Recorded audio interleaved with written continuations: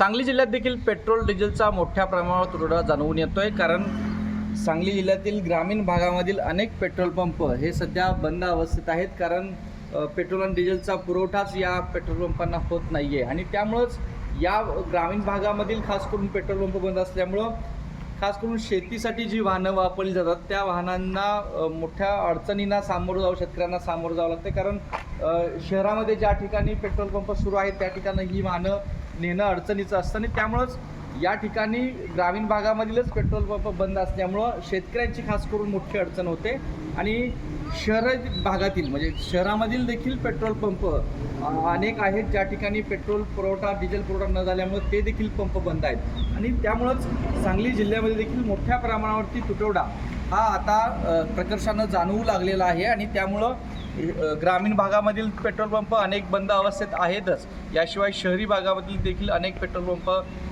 जे आहेत ज्यांना पुरवठा झालेला नाही आहे ते देखील बंद अवस्थेत दिसून येत आहेत आणि त्यामुळं ज्या पंपावरती पेट्रोल आणि डिझेल उपलब्ध आहे त्या पंपावरती कमी अधिक संख्येनं गर्दी दिसून येते पेट्रोल डिझेल भरण्यासाठी। आणि एकूणच जर जिल्ह्यामध्ये चित्र पाहायला गेलं तर ग्रामीण भागामधील या ठिकाणी पेट्रोल डिझेलचा साठा कमी नसल्यामुळं पेट्रोल पंप बंद आहेत, तर त्याचबरोबर शहरी भागातील देखील पेट्रोल पंप हे बंद अवस्थेत दिसून येत आहे। त्यामुळे मोठ्या प्रमाणात तुटवडा हा आता सांगली जिल्ह्यामध्ये पेट्रोल डिझेलचा जाणवून येतोय।